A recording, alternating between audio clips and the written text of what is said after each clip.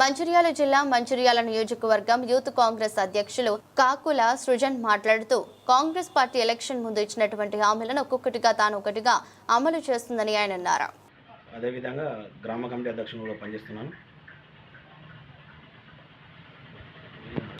ఈరోజు మనం పోల్చుకుంటే బీఆర్ఎస్ పాలనతో పాటు గతంలోనైతే మనకు బీజేపీ ప్రభుత్వం ఎప్పుడైతే ఏర్పాటు చేయలేదు తెలంగాణలో, మనము టీఆర్ఎస్ ప్రభుత్వాన్ని 10 సంవత్సరాలు చూసినాం.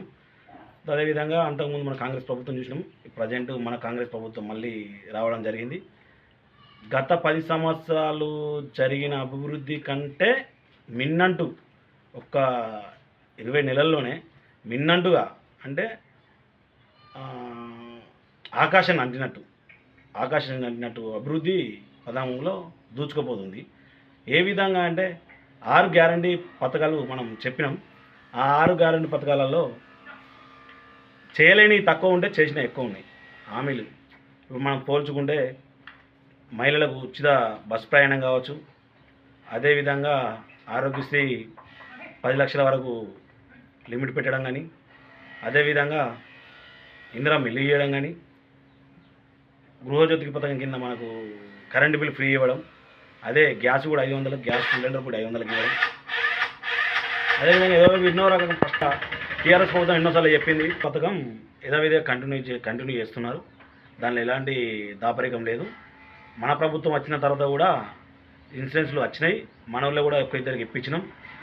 కాకపోతే ఒక 6 మంత్స్ బ్యాక్ నుంచి వెళ్ళి చనిపోయిన ఎవరైతున్నారో కొద్దిగా లేట్ అయినది వాస్తవమే, కానీ ఎలాంటి దాంట్లో తొందరపడాల్సిన అవసరం లేదు. కంపల్సరీగా దాన్ని కంటిన్యూ చేయడానికి ప్రభుత్వం సిద్ధ చీరలు అయితే పోయినసారి కూడా పంపించారు ప్రభుత్వం నుంచి వెళ్ళి కూరల గ్రూపులలో ఐకేపీ గ్రూప్ వాళ్ళకు సభ్యులకు అందరికీ ఇవ్వడం జరిగింది. అదే తరహాలో ఈసారి మెరుగైన చీరలు అంటే ఇంతకుముందు టీఆర్ఎస్ ప్రభుత్వంలో ఇచ్చిన చీరలు దడిలకు కట్టారు. ఇప్పుడు మనం ఇచ్చే చీరలు గుడిలో కట్టుకుపోయే చీరలు లాంటి చీరలు మన ప్రభుత్వం ఇస్తుంది. అంతేకాకుండా మా ప్రేమ్ సాగర్ సార్ కూడా ఇప్పటికి దీంతో 8వ సంవత్సరం కంటిన్యూస్గా 8వ సంవత్సరం మహిళల ప్రతి ఒక్కరికి, ఎవరైతే ఊళ్ళో ఉన్న ప్రతి ఒక్కరికి కార్డు కలిపించి వరకు 8 సంవత్సరాల నుంచి చీరలు ఇవ్వడం జరుగుతుంది. అదేవిధంగా ఈ సంవత్సరం కూడా ఇవ్వడం జరుగుతుంది.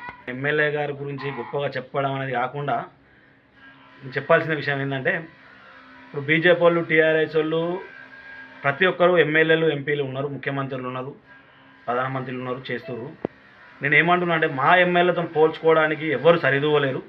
ఎందుకు అని అంటున్నా అంటే, బీఆర్ఎస్లో కావచ్చు, బీజేపీలో కావచ్చు ఛాలెంజ్ చూస్తున్నాను. నేను ఎందుకు ఛాలెంజ్ చూస్తున్నా అంటే, ఈరోజు మా మంచిర్యాల నియోజకవర్గంలో జరిగే అభివృద్ధి కానీ, మా నియోజకవర్గంలో డెవలప్మెంట్ చేసే రీతిని బట్టి నేను పోల్చుకోమన్నందుకు మన కేసీఆర్ నియోజకవర్గం కావచ్చు, హరీష్ రావు నియోజకవర్గం కావచ్చు, కేటీఆర్ నియోజకవర్గం కావచ్చు, ఎవరి నియోజకవర్గంలో అయినా కానీ వెళ్ళి చెక్ చేయండి. అదేవిధంగా మా నియోజకవర్గం, మా ఎమ్మెల్యే సాబ్ నియోజకవర్గం, మా కుక్కర ప్రేమ్ సాగర్ సార్ ఇచ్చే నియోజకవర్గానికి ఒకసారి వచ్చి మీరు చూస్తే అభివృద్ధి ఎలా కొనసాగుతుందో ఏర్పడుతుంది. అదేవిధంగా నేను చెప్పాల్సింది మెయిన్గా ముఖ్యంగా ఏంటంటే, సార్ ఒక్కడే సిద్ధాంతం బతుకుతుంది.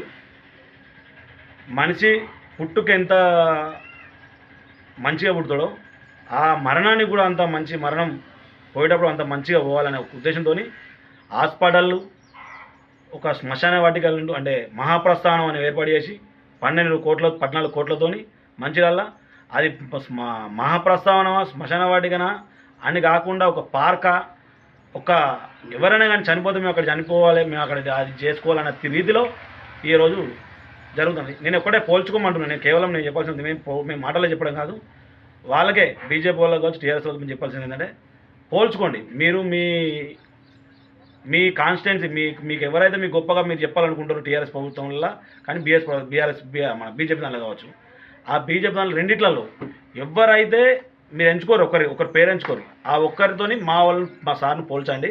మా సార్ బాగా చేసిండా, మీరు మీ ఎమ్మెల్యేలు బాగా చేసిండు అనేది మీకు గుర్తు.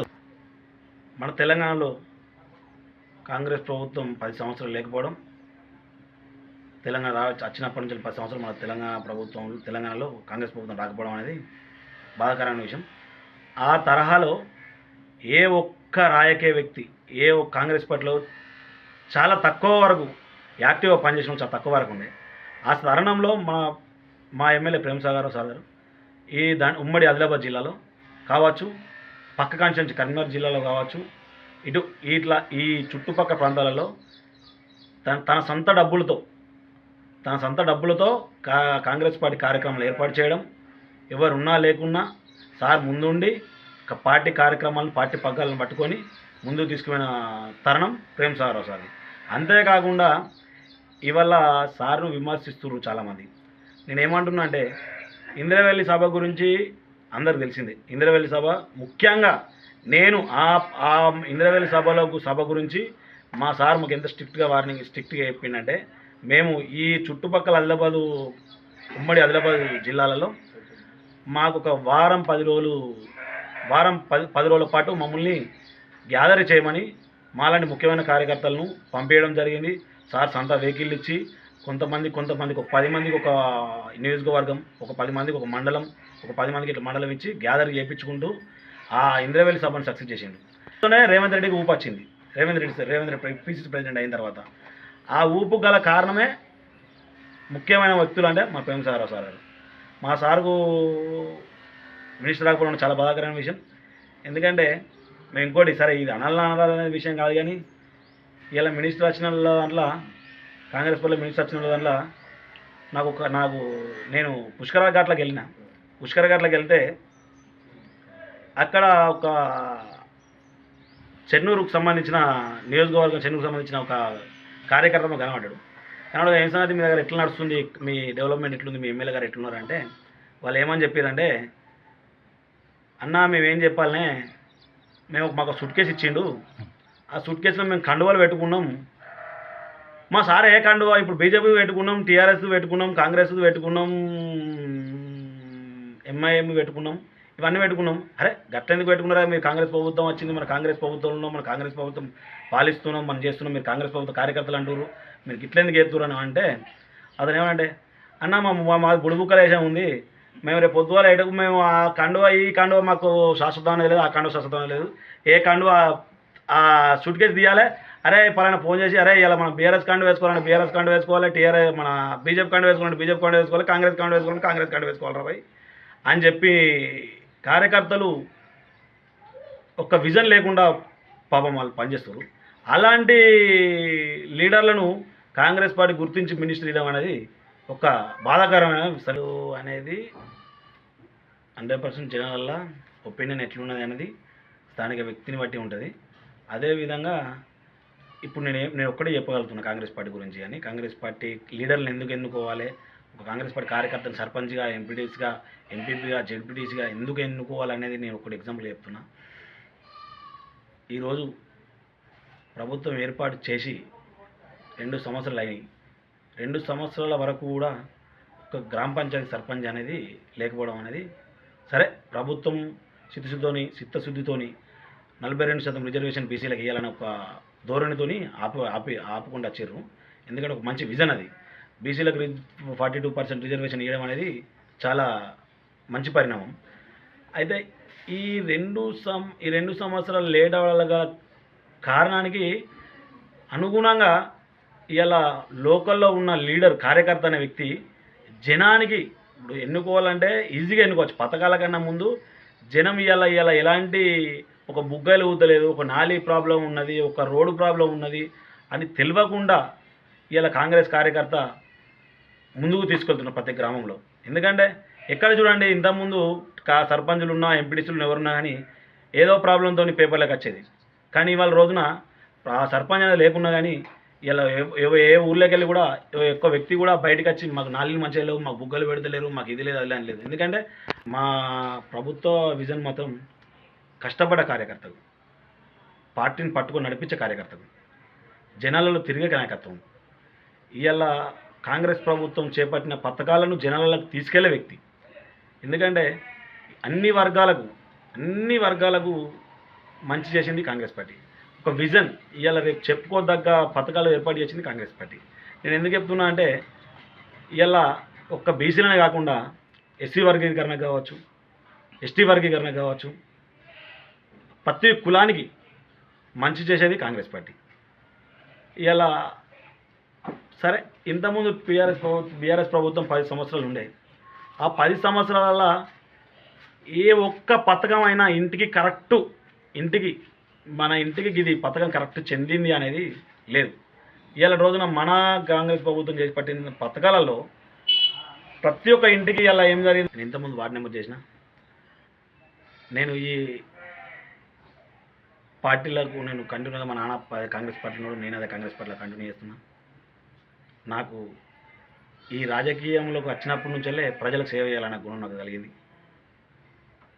నేను ఎవరి దగ్గర డబ్బులు ఏమి ఆశించేటం కాదు. నా అంతు సాయంగా హాస్పిటల్స్ కావచ్చు, చనిపోయిన వాళ్ళకి డబ్బులు 5,000 రూపాయలు ఇస్తాను ప్రతి ఒక్కరికి, ఎవరు చనిపోయినా కానీ హాస్పిటల్ ఉన్నట్టు హెల్ప్ చేస్తా. ఇలా ఎల్ఓసి అంటే మా ఊళ్ళో ఎవరు తెలియదు, ఎల్ఓసి ఇప్పించినాం, ఇందిరా మిల్లు ఇప్పించినాం. ఇప్పటికీ కాసిపేట గ్రామానికి దండపల్లి మండల్లో, అంటే నేను గొప్పగా చెప్తున్నాను కాకుండా మీరు అడుగుతున్నారు చెప్తాను, దండపల్లి మండల్లో కాసిపేట గ్రామానికి 1 కోటి రూపాయలు 20 నెలలలోనే 1 కోటి రూపాయల నిధులు తెప్పించి 1 కోటి రూపాయల వర్క్ విజన్గా కంప్లీట్ చేయించి ఇప్పటి వరకు రోడ్స్, డ్రైన్స్, స్కూళ్ళు, అదేవిధంగా అన్ని రకాల డెవలప్మెంట్ చేయించడానికి 1 కోటి రూపాయల నిధులు తెప్పించి ఎమ్మెల్యే సభ దగ్గర నుంచి తెప్పించుకొని ఇక్కడ అన్ని రకాలు. అదేవిధంగా ఈరోజు బతుకమ్మలకు ఆడపడుచులు అడగవారికే ఆడపడుచులు బతుకమ్మ కాడ పాటల కోసం అని అనుకుంటే 11 జతల బాక్సులు కొనియడం జరిగింది. అదేవిధంగా ప్రతి ఒక్క కార్యక్రమంలో మనం అందుబాటులో ఉంటున్నాం. ఎలాంటి సేవకైనా మనం సిద్ధంగా ఉన్నాం. నాకు ఎమ్మెల్యే గారు ఎలాంటి అవకాశం ఇచ్చినా దాన్ని సారు ఆదేశాన్ని శిరస వహిస్తూ, సార్ ఎలాంటి నువ్వు సర్పంచ్ చేయి, లేకుంటే ఇంకిది చేయి, నువ్వే సార్ ప్రేమ్సాగర్ గారు సార్ మా ఎమ్మెల్యే గారు ఏది చెప్తే దాన్ని శిరస వహిస్తూ దాన్ని ముందుకు తీసుకుపోతాను. కాసిపేట గ్రామ ప్రజలు సుఖ సంతోషాలతోని, ఆరోగ్యాలతోని, అష్టైశ్వర్యాలతోని నుండు నూరేళ్ళు జీవించాలని, అదేవిధంగా ఈ బతుకమ్మ ఆడపడుచులు మేము ఇచ్చే చీరలు కట్టుకొని, మా ప్రేమ్సాగర్ ఇచ్చే చీరలు, మా కాంగ్రెస్ పార్టీ ఇచ్చే చీరలు కట్టుకొని సంతోషంగా బతుకమ్మలు ఆడుకుంటూ, అదేవిధంగా మగవారు దసరా అనేది సుఖ సంతోషాలతో జరుపుకోవాలని కోరుకుంటూ దసరా మరియు సద్దుల బతుకమ్మ దీపావళి శుభాకాంక్షలు.